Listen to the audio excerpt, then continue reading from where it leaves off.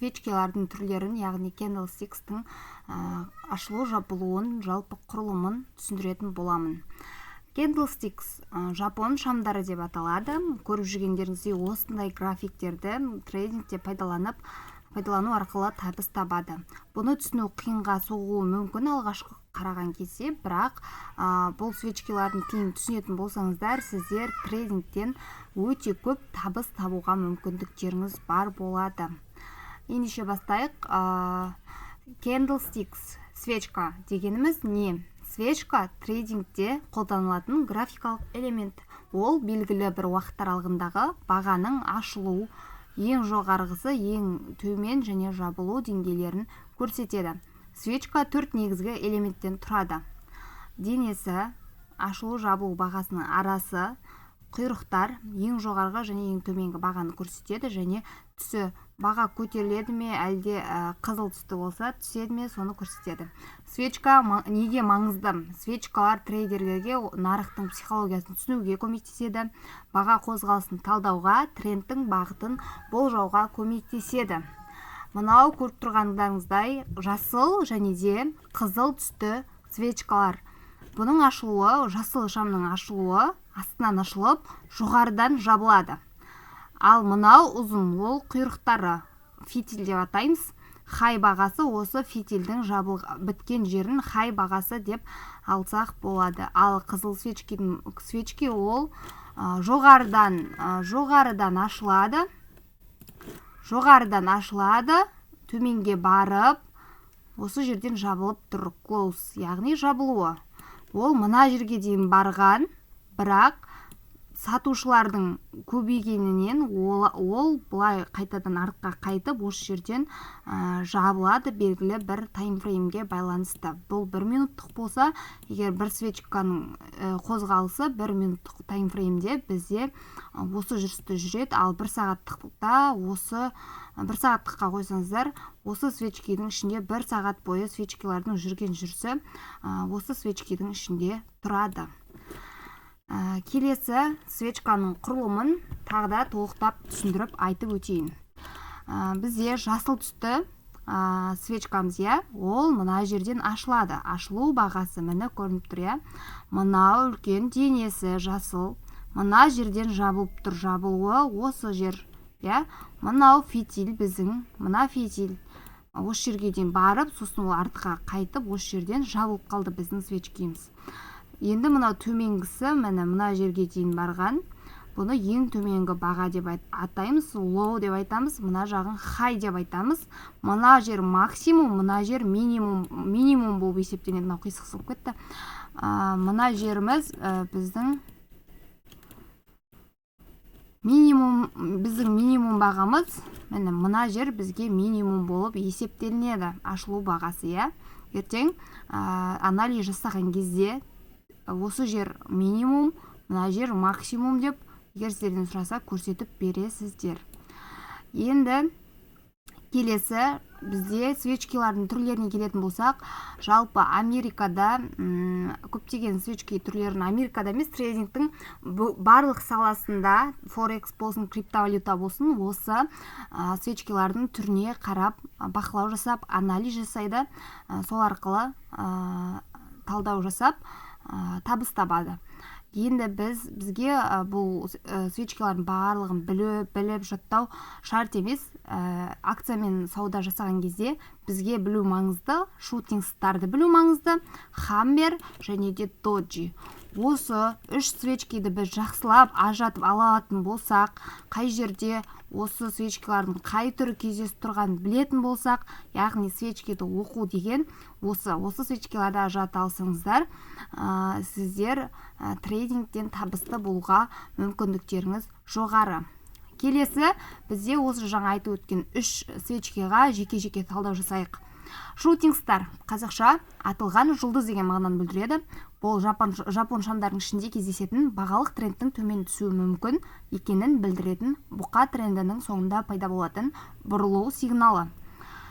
Яғни мынау көріп тұрғандарыңыздар shooting star бұл жоғары болады деп тұр. Міне shooting star жоғарыда ұзын көлеңкесі болады, яғни фитилі ұзын, денесі кішкентай, денесі кішкентай, көбіне төменгі көлеңкесі жоқ немесе өте қысқа шам түрі. Бұл шам көбінесе нарықтағы сатушылардың күшеюін және бағаның кері бұрылу мүмкіндігін көрсетеді.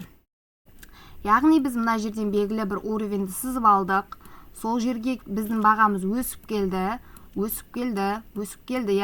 Содан кейін бізге мына свечке шықты да, осы шутинг стар шықты, мына уровеньге барып тиді да, бізге мына фитиль не айтты? Шутинг стар айтты. Мен қазір төменге қарай құлаймын деген сигналды бізге беріп тұр. Егер біз лонгта отырсақ, яғни жоғарыға кетет баға деп отыратын болсақ, мына свечкиді көргеннен біз позициямызды жабуымыз керек. Яғни бізде сатушылар көбейді. Осы жерге дейін сатып алды бағаны нарықта, сосын осылай свечкалар жоғарыға шыға берді. Содан кейін осы жерге осы уровенімізге біздің жеткеннен кейін белгілі бір мөлшерде акционерлер табысын тапқаннан кейін акцияларын сатып бастады. Осы жерден сатып бастады. Үлкен игроктар деп айтамыз. Үлкен игроктардың да әсері болады свечкалардың шығуына. Енді солар сатып бастаған кезде осындай свечки бізде белгі береді. Болды, мен енді ары қарай өсе алмаймын, құлаймын деген сияқты. Сол кезде біз позициямызды жауып шығуымыз керек болады. Түсінікті болса, келесі мына жерде шутинг стардың маркеттегі қозғалысын көрсетіп тұр. Міне аптренд болып өскен. Осы жерге келіп бір-екі тиген, бір тиген. Содан кейін міне мына жерде шутинг стар шыққан астындағы фитиль кішкентай ғана фитилі бар. Ол шығып, мына жерге келіп, уровеннен горизонтал резистанс деп тұр. Яғни бұл бізде қарсылық уровені деп деңгейі деп айтсақ болады. Қарсылық деңгейі, яғни бізді бағаны төменге түсіретін деңгей. Мен осы поддержка, сопротивление, резистанс, суппорты деген деңгейлерді келесі сабақта түсіріп, осылай презентация бойынша көрсететін боламын міндетті түрде. Келесі сабағымыз біздің осы суппорт, резистанс дегенге болады. Енді шутинг стар денесі кішкентай, ашылу мен жабылу бағалары бір-біріне жақын. Жоғарғы көлеңкесі ұзын, кемінде дененің 2 есе ұзындығында деп тұр. Осының барлығын жазып алуларыңыз міндетті. Төменгі көлеңкесі жоқ немесе өте қысқа, көбінесе өсу трендінің соңында пайда болады. Яғни аптрендтің соңында пайда болады. Трейдер үшін мағынасы бұл свеча нарықта сатып алушылар бастапқыда бағаны көтергенін, сатып алушылар бағаны көтергенін, содан кейін бірақ сатушылар оны қайта түсіргенін білдіреді. Сондықтан бұл бағаның төмен түсу мүмкін деген ескерту сигналы. Шутинг стар деген свечкамызды түсіндіңіздер деп ойлаймын. Келесі бізде хаммер. Хаммер балға. Жапон шамдарының ішінде бір түрі. Көбінесе төмендеу трендінің соңында пайда болып, бағаның көтерілуі мүмкін екенін білдіретін бұрылу сигналы. Яғни шутинг стардың наоборот түрі, керісінше түрі. Хаммер төменгі көлеңкесі ұзын, мені көріп тұрғандарыңыз, төменгі көлеңкесі ұзын, денесі кішкентай, жоғары көлеңкесі жоқ, немесе өте қысқа болатын свеча түрі. Ол көбінесе нарықтағы сатып алушылардың күшеюін, өсу трендінің басталуын білдіреді. Яғни баға төменге түсіп келе жатыр, бізде төменде мына жерде бір белгілі бір деңгей бар, суппорт деп айтайық, яғни поддержка деңгейін айтатын болсақ, осы жерге келіп біздің бағамыз тиді, мына жерге келіп тиді. Содан кейін бізге хаммер деген свеча шықты да, ол бізге не деп тұр? Мен қазір өсемін деп тұр. Мен жоғарыға кетем, ары қарай бұзып кетуге күшім жетпейді деген сияқты сигналды бізге беретін осы хаммер свечкасы. Келесі хаммер свечкасының міне мына жерде толықтай сіздерде маркетте көрінісі көрсетіліп тұр. Мына жерде хаммер свечки шығып тұр, көріп тұрсыздар, мына жерде хаммер свечки бар, жоғары кетті баға, содан кейін мына жерде шығып тұр хаммер свечки. Енді сосын бағамыз біздің жоғарыға кетті. деген свечи бұл ерекше жапонның шам түрінің бірі. Ол нарықтағы белгісіздікті немесе шешімсіздікті білдіреді. Доджи свечасы баға ашылған жерде немесе соған өте жақын деңгейде жабылады, яғни денесі кішкентай немесе өте кішкентай болады. Доджи ашылу мен жабылу бағалары шамамен бірдей болатын, денесі өте кішкентай шам түрі. Бұл шам нарықта сатып алушылар мен сатушылардың тең екенін, ал трендтің өзгеру ықтималдылығы бар екенін көрсетеді. Мынаны жазып алыңыздар. Доджи, міне мысалы маркетте көрініп тұр. Доджи пайда, баға өсіп жатыр, я. Доджи пайда болды, нейтралка деп айтамыз. Нейтралка пайда болды, демек бізде баға ауысады. Аптренд бізге даунтренд болып ауысады. Сондықтан біз не істейміз? Біз позицияда отырған болсақ, позицияларымыздың барлығын жабамыз. Ашылу мен жабылу бағасы бір-біріне өте жақын, денесі жоқ немесе өте кішкентай, көзге көрінбейтіндей осылай жоғарғы және төменгі көлеңкелері болуы немесе болмауы мүмкін. Кез келген трендтің соңында немесе консолидация кезінде пайда болуы мүмкін. Трейдер үшін пайда болуы мүмкін. Міне мысалы консолидация дегеніміз екі мықты уровень бар, поддержка, сопротивление уровеньдер деп айтайық. Енді сол аралықта жүріп қалады баға, былай белгілі бір уақыт ішінде осылай жүретін бағаны жүретін аралықты біз консолидация деп айтамыз. Доджидің трейдер үшін мағынасы: доджи көбінесе трендтің әлсіреуін немесе бағаның бұрылу мүмкіндігін білдіреді. Бірақ ол жалғыз өзі нарықтың бағытын нақты көрсетпейді, сондықтан оны басқа сигналдармен бірге қолдану ұсынылады. Ескере кететін жағдай: маркетте хаммер немесе нейтралка екен деп, хаммер, шутинг стар деп айтып жатырмын сіздерге, доджи деп екен, сол свечкилар шықты деп біз лонгқа немесе шортқа кіріп кетпейміз, бақылаймыз. Ондай свечкилар белгілі бір деңгейге, уровеньге келгенде мәні бар. Маркет ортасында уровеньге жетпей свечкиларға мән бермейміз. Уровень свечкидан мықты, сондықтан свечкимен де манипуляция көп болады.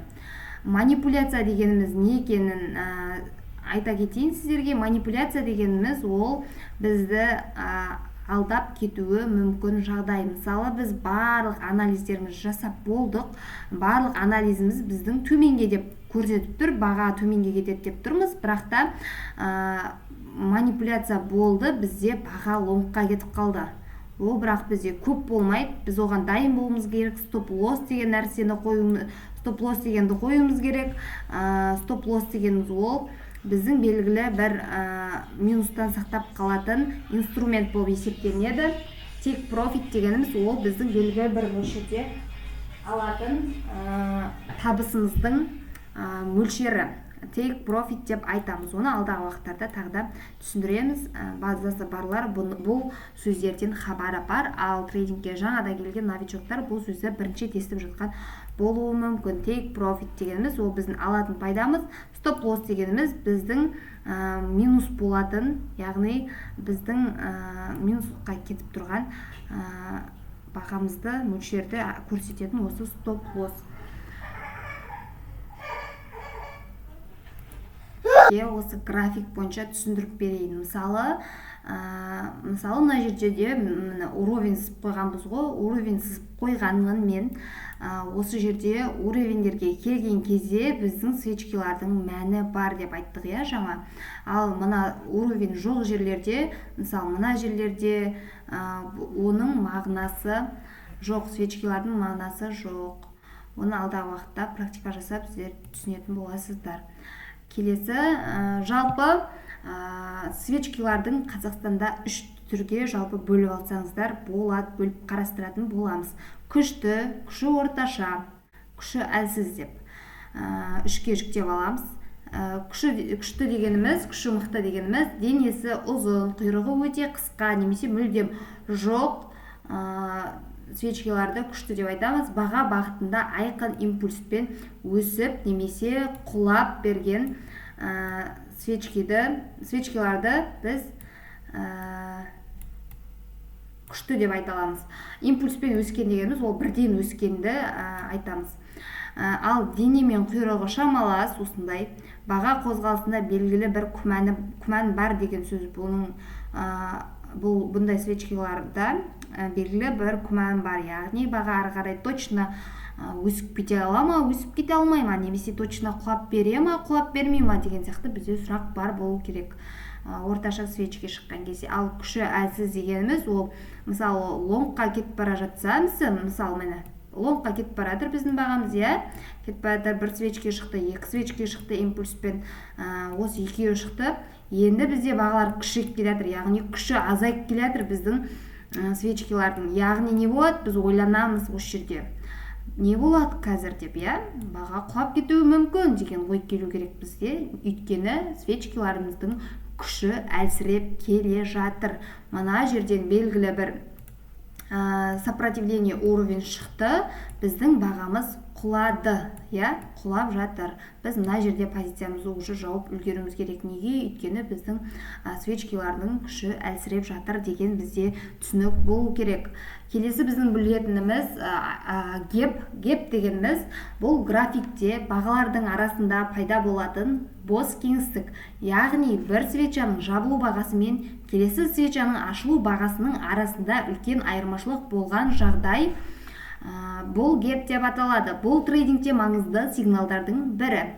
Қарапайым тілмен айтқанда геп нарық бірден жоғары немесе төмен секіріп кеткен кезде пайда болатын алшақтықты геп деп айтамыз. Міне мына жерде баға мына жерден жабылды, баға мына жерден жабылды. Содан кейін бізде мына жерден баға ашылып тұр, Осы аралықты біз геп деп айтады екенбіз. Осыны жазып алыңыздар. Gap down, яғни баға төменнен жабылды, төменнен ашылып тұр, төменнен ашылып тұр. Ал gap up дегеніміз ол біздің бағамыз жабылды, содан кейін бағамыз жоғарыдан былай барып ашылып тұрса, ол gap up деп айтылады. Gap up. Осыны біліп алыңыздар. Анализ жасаған кезде түсінбей отыруларыңыз үшін мынау gap down, ал мынау gap up жоғарыға ашылса, ал мынау төменге ашылса gap down деп айтылады. Келесі гептің пайда болу себептері жаңалықтар мен күтпеген оқиғалар, компанияның есебі, экономикалық мәліметтер, геосаяси жаңалықтар, сауда сессияларының айырмашылығы. Мысалы бізде Америкалық сауда сессиясы, Европа сауда сессиясы деген сияқты болады. Яғни біз әсіресе нарық демалыс күннен кейін ашылғанда осындай геп пайда болады. Көлемнің аздығы мен инвесторлардың қызығушылығының күрт артуы. Бұл түсінікті деп ойлаймын. Келесі геп жабылады деген не? Көбіне нарық сол бос кеңістікті кейін толтырып, баға қайтадан сол гептің деңгейіне оралады. Бұл құбылыс геп жабылады деп аталады, және трейдерлер оны жиі сауда стратегиясында қолданады. Жалпы мен осы қанша уақыттан бері мына жерде графиктен гептің мысалын көрсетіп қойғанмын, скриншот жасап. Енді жалпы мен қанша уақыттан бері, бір жылдан бері трейдингпен айналысып келе жатырмын. Осы гепті мен зерттеп жүрмін. Геп не үшін пайда болады деген сияқты оның себептерін де іздеп тауып, сосын сіздерге айтып отырмын. Және де геп бұл осы геппен біздегі бағалар өте қатты жұмыс жасайды. Мысалы, мені графикте көрсетек, мына жерде исторический гептерді біз үзік сары сызықпен сызып қойғанбыз. Осы гептермен жұмыс жасап жатыр деп айтамыз. Сол кезде болашақта анализ жасаған кезде, техникалық анализде осыларды айтқан кезде түсінулеріңіз үшін мен сіздерге толықтырып айтып жатырмын. Мынау исторический гептер мына жерде дневкаға қоямыз. Дневкаға қойған кезде мына жерде гепті көріп тұрсыздар, мына жердегі геп бар, мына жерде геп бар, мына жерде геп бар. Мына жерде геп бар, осы гептерді толтырады, осыны жабады. Маркет өзі создавать еткен гептерді өзі жабуға тырысады. Сондықтан да осы гептің рөлі өте маңызды. Біз белгілі бір гептермен жұмыс жасап жатыр деп айтамыз. Сауда жасау барысында, мысалы, геп 284, 85 мысал ретінде 85-43 пен 276-63 аралығындағы геппен жұмыс жасап жатыр. Яғни 285-ке барды баға, енді ол міндетті түрде гептің минимум бағасы 276-ға барып береді деген сөзді айтып отырмыз. Енді болашақта жаймендеп үйренетін болсаңыздар, осы сөздерге сіздерге жаймендеп терминдерге анықтама беріп жатқаным. Енді келесі сабақ бізде уровень поддержки, уровень сопротивления деген сабақтар болады, және тағы да осылай маркетке кішігірім талдаулар жасап көрсетеміз. Мына жерде 4 сағатпен жұмыс жасаймыз, біз 1 сағатпен жұмыс жасаймыз. Дневка 4 сағат, 1 сағат, понедельник күні осы weekly аламыз, яғни апталық бағаның жабылуын бір қарап анализ жасап аламыз аптаның басында. Содан кейін дневка 4 сағат, 1 сағат, 5 минут, 1 минутпен жұмыс жасайтын боламыз. Барлықтарыңызға сау болыңыздар.